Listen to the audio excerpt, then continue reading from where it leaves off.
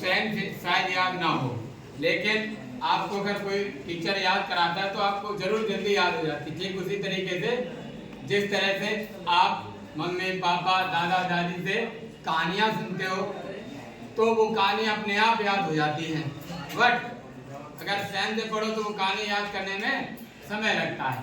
ठीक वैसे ही अगर यहाँ पढ़ोगे डायरेक्ट तो आपको याद हो जाएगा। ध्यान दीजिएगा, मैंने आपको क्या पढ़ाया, परमाणु क्या होता है, क्या परमाणु क्या होता है। परमाणु के बारे में मैंने बोला कि किसी भी पदार्थ का वह सूक्ष्मतम कण जो रासायनिक अभिक्रिया में भाग लेता है परंतु स्वतंत्र अवस्था में नहीं रह सकता है, क्या कहलाता है, परमाणु कहलाता है।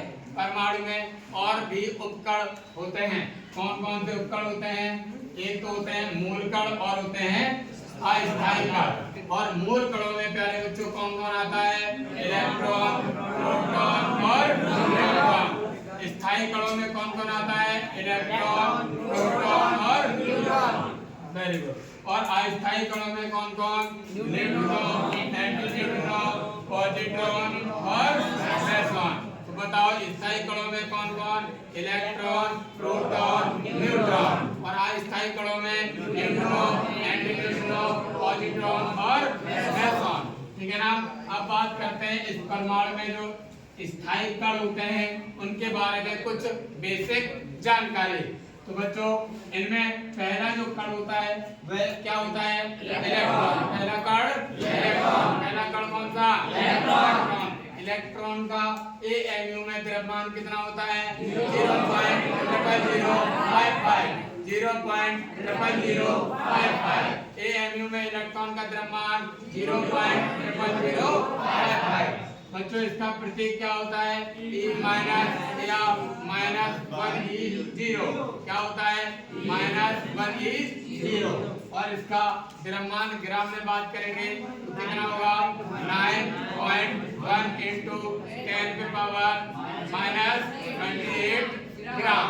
और अगर किलोग्राम में कन्वर्ट करेंगे तो यहाँ पर 10⁻³ और ऐड हो जाएंगे तो यहाँ पर 10⁻−31 केजी लिख देंगे हम लोग। ठीक है। और आवेश की बात करें तो बच्चों इलेक्ट्रॉन जो होता है वह परमाणु का ऋण आवेशित कण होता है। कैसा होता है, ठीक है। अब इस पर आवेश कितना होता है, -1.6 × 10⁻−19 कूलम आवेश होता है। और इससे कम आवेश किसी भी कण पर नहीं हो सकता, इसीलिए इसको इकाई ऋण आवेश कह लेते हैं। इसीलिए इसके ऊपर आवेश कितना माना जाता है, -1। ठीक है। खोज किसने की, जे 1897। दूसरा कण कौन होता है, प्रोटॉन। amu में द्रव्यमान 1.0072 और प्रतीक P+ और 1H1। क्या 1H1। इसका द्रव्यमान ग्राम और किलोग्राम में 1.67 × 10⁻⁻24 ग्राम। और किलोग्राम में कन्वर्ट करना है तो क्या 3 घातें और ऐड कर देनी है ना, 27 हो जाएगा, 10⁻⁻27 केजी।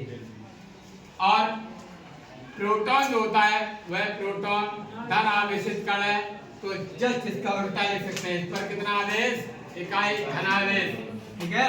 आवेश की वैल्यू कितनी, +1.6 × 10⁻⁻19 कूलम। खोज रदरफोर्ड ने, कब, 1919। यहाँ पर मैंने एक बात बोली, रदरफोर्ड के संबंध में कुछ लोग 1919 मानते हैं और कुछ लोग 1922 मानते हैं। ठीक है, याद रखेंगे। और बात आती है तीसरे पार्टिकल की। तीसरा पार्टिकल कौन सा होता है, तीसरा पार्टिकल न्यूट्रॉन। amu में द्रव्यमान 1.00867, प्रतीक n या 0n1। ठीक है। द्रव्यमान सेम होता है प्रोटॉन और न्यूट्रॉन का, 1.67 × 10⁻⁻24 ग्राम या 1.67 × 10⁻⁻27 किलोग्राम। क्या इस पर कोई आवेश होता है, कहीं पर कोई आवेश नहीं होता है, मतलब ये कैसा होता है, इसकी खोज किसने की, किसने की, कब, 1932। बच्चों इसके लिए कुछ खोज के लिए क्या चलती है, कुछ ट्रिक चलती है। क्या चलती है? ट्रिक। एक तो सबसे अच्छी ट्रिक ये चलती है ई पर नाच। क्या चलती है? ई पर नाच। ई का मतलब इलेक्ट्रॉन, टा का मतलब थॉमसन। ई का मतलब इलेक्ट्रॉन, टा का मतलब थॉमसन। तो बताओ इलेक्ट्रॉन की खोज थॉमसन ने। पा का मतलब प्रोटॉन, रा का मतलब रदरफोर्ड। इसका मतलब प्रोटॉन की खोज रदरफोर्ड ने। ना का मतलब न्यूट्रॉन, चा का मतलब चैडविक। तो न्यूट्रॉन की खोज किसने की? चैडविक ने। ओके, एक और ट्रिक चलती है बच्चों, पेन बराबर RTC।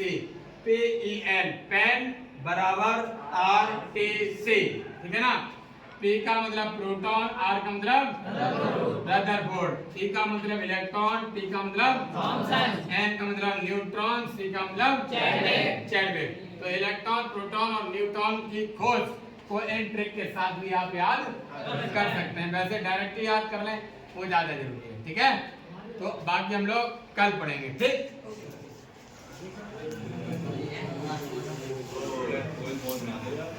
बस